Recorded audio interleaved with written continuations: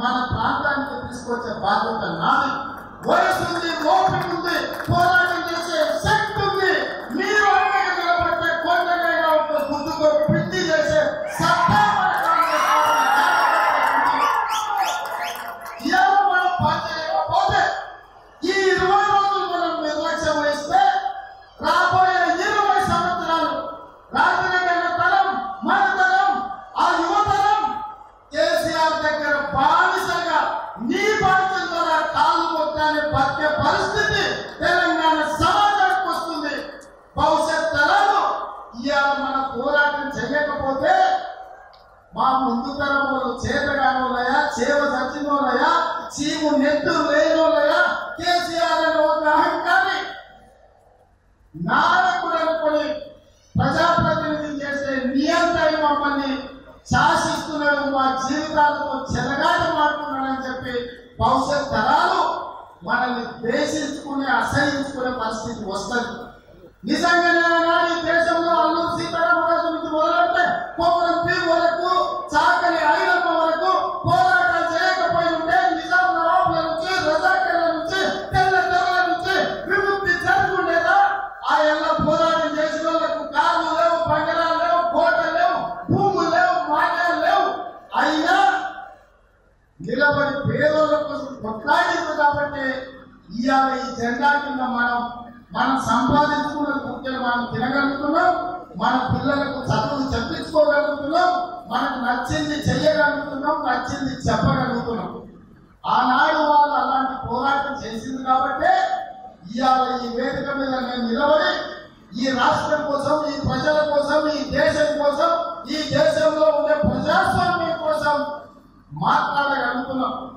నిన్ననే ఎన్నికల అభ్యర్థి ఫైల్ చేసిన 4.5 సంవత్సరాల 65 కేసులు నా మీద పెట్టుకొని కొట్టేపించుకున్నా, 42 కేసులకు సంతకం పెడుతుంటే నా రక్తం మరిగింది, నా గుండె ఉప్పొంగింది. చాలా మంది కేసులు చూస్తే కుంగిపోతారు, కానీ నా పోరాటాన్ని గుర్తించి కల్వకుంట్ల చంద్రశేఖరరావు గారు నాకు ఇచ్చిన బహుమానం 42 కేసులు.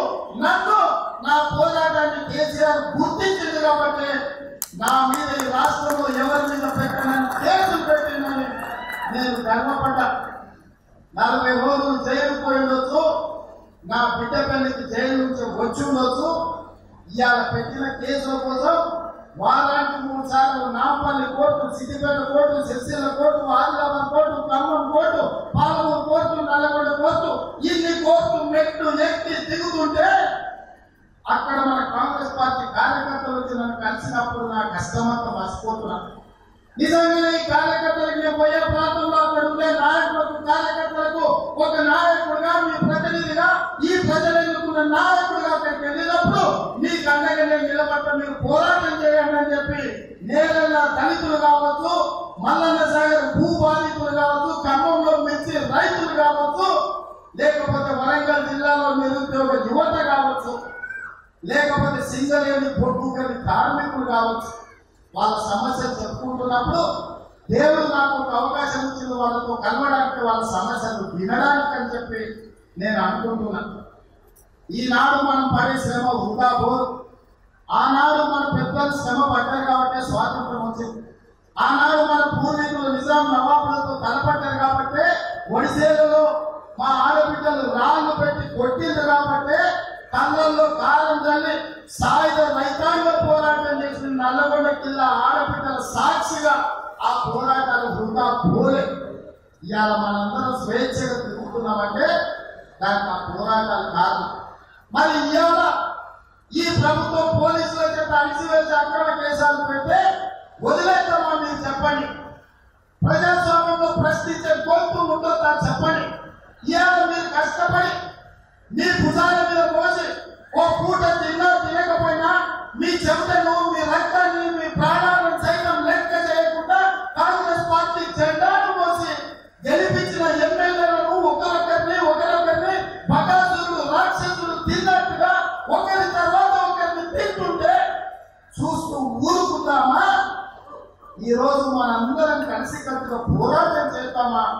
ఇవాళ అసలు తెలంగాణ సమాజంలో ప్రశ్నించే గొంతే ఉండొద్దని కేసీఆర్ కక్ష కడితే దీన్ని మనం అనుమతిస్తామా? ఆలోచన చేయాలి. ఇవాళ అక్కడ ఉన్న మా పార్టీకే మిత్రులను అడుగుతున్నా, మిత్రులారా పోరాటం మాకు ఒక్కటే పార్టీ కాదు, మీకు ఎక్కువ ఉంది.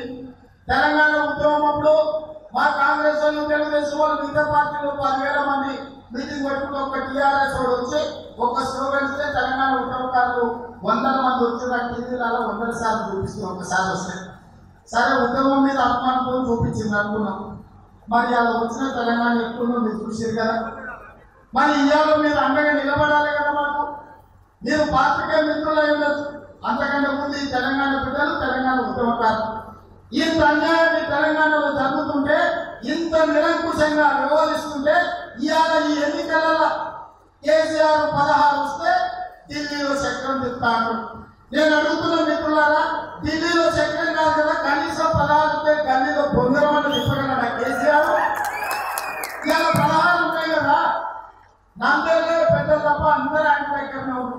మన దగ్గరికి వచ్చిన సుఖేందర్ రెడ్డి వారు, పొంగల్ శ్రీనివాస్ రెడ్డి వారు, మన మంత్రి మల్లారావు కూడా అనేకే వారు, మొత్తం అందరూ 16 మంది ఉన్నారు. ఈ 16 మంది కలిసి పార్లమెంట్ లో పండితులు తప్ప ఎప్పుడైనా ఏమైనా మాట్లాడిందా? ఎవడైనా ఒక్కడైనా పార్లమెంట్ లో నోట్ తెచ్చిందా? మళ్ళా 16 ఏం చేస్తాడు? ఇక మా శ్రీశైలం అన్న నేను మాట ఎప్పుడు మరి ఎప్పుడో నాకు తెలియదు, కానీ మీకంటే ఆలోచించేది ఒక మాట. కేసీఆర్ నిన్న మన పేపర్లో చూసిన, నేను మా ఎంపీలందరూ ముఖాలు చూడకండి, నా ముఖం చూసి వేసుకున్నాడు. శ్రీశైలం అన్న నరేటి కంటిమడే తండ్రి నిన్న కారణం ఎత్తున్నాడు. అన్న తండ్రి మంత్రులని పిల్లనిస్తే పిల్లగా చక్కగా సంసారం చేయకుండా తాగి గాలికి తిరుగుతుంటే తండ్రి ఏం చేస్తాడన్న, ఫస్ట్ పిల్లగా చక్కటోడా కాదని సంసారం చేసుకోవడం లేదా చూడాలి. కానీ తండ్రి పేరు మీద వాడిని గుర్తుపట్టం, కానీ సంసారం చక్కగా ఏదైతే ఎవడని మనం చూడాలని అన్న నాకు 100% నిజం అనిపిస్తుంది. ఆ మొక్క చూసి ఏమంటారు, చూసేస్తాం. ఏమున్నాయి ఆయన 2 చేతులు 2 కాళ్ళు ఉన్నాయి, అన్ని అట్లా ఉన్నాయి.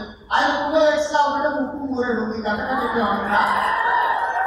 ఇక ముక్కు చూడు, ముక్కు అన్నం చూడడానికి మనం ఓటు వేస్తే ఇక మన బతుకులు పుట్టిన బతుకులే అయిపోతాయి. కాబట్టి ఇవాళ ఎవరు ఎక్కడోడు అనేది నిలబడ్డోని చూడాలి. ఇవాళ మన కార్యకర్తలు చెప్పండి, బీజేపీ నుంచి రామచంద్రరావు ఉన్నాడు, టీఆర్ఎస్ నుంచి రాజశేఖర రెడ్డి ఉన్నాడు, ఇది కాంగ్రెస్ నుంచి మా అన్న రేవంత్ అనుకున్నాడు. 3 తరాలు ఎక్కడికన్నా పోయి చూడండి, లేకపోతే 15 ఏళ్ళు పోరాటం అన్న చూడండి. ఎవరు ప్రజల తరఫున నిలబడ్డారో, ప్రజల సమస్యలు లేవనెత్తారో, ప్రజల గొంతుపై పోరాటం చేసిందో వాళ్ళకు ఓటు వేద్దామని చెప్పండి. నేను ఇప్పుడు కూడా చెప్పులు ఏ పరీక్ష పెట్టలో పెట్టమను, కేసీఆర్ పెట్టలో కాంగ్రెస్ పెట్టలో ఏదైనా ఒక పరీక్ష నేను పేరైతే నాకు ఓటే వద్దు. కానీ దందా చేసుకోలకు, ధనవంతులకు రకరకాల లోన్లు తీసుకొచ్చి ఎంపీలు పెట్టే పార్లమెంట్ కూడా ఏం చేయాలి? పల్లెల్లో పెట్టాలా? ఏ ఏడుందో తెలుసుకునే వాళ్ళకి ఏ తర్వాతకే లోపెట్టుకోవాలి, ఏ తర్వాతకి బయటకు వచ్చే వాళ్ళకి తెలుసుకునే వాళ్ళకి 5 ఏళ్ళు అయిపోతుంది. ఎంతకంటే తిక్కలో తిరణాలు పోతారంటే ఎక్కడికి సరిపోయిందంట. ఈ లోపల తిరణాలు అయిపోయింది. ఇప్పుడు ఇట్లాంటి రోజులంతా పార్లమెంట్కి పంపిస్తే మన బాధ వల్లనే పంపించారు. పార్లమెంట్ ఏం చేసిందా ఒకసారి ఆలోచన. ఇక లావుమూలగా అడైపోతారంటే ఇంకా నూపుడు మనగాలంటే మళ్ళీ అయిపోయినాయి. అల్లుడు తెచ్చాడు, నేను దానిపై నా అల్లుడు కూడా కొట్టి చూడాలి. ఎంతటితో ముసలాయన తండ్రి కొట్టుకుని ఇద్దరు కలిసి వెళ్ళిపోయారు. భోజనాలు అనగానే మేము ఇద్దరు ఉన్నాం, మా నాయన నేను 2 ప్లేట్లు కావాలి, 2 కావాలన్నాడు. భోజనాలు తిన్నాక కట్నాలు అనగానే మా నాయన ముసలాడు, నేను పిల్లగాను మా దగ్గర ఉండి పూజ తప్ప అన్నాడు. ఇవాళ మా అన్నారెడ్డి కథ మా అల్లుడి కథ కట్టనే ఉంటాయి. కాబట్టి ఒకటే సోదరులారా, ప్రజల దగ్గరికి వెళ్ళాలి, వివరించి చెప్పాలి, కాంగ్రెస్ పార్టీని గెలిపించుకోవాలి. నేను మళ్ళీ వస్తా, మిమ్మల్ని కలుస్తా.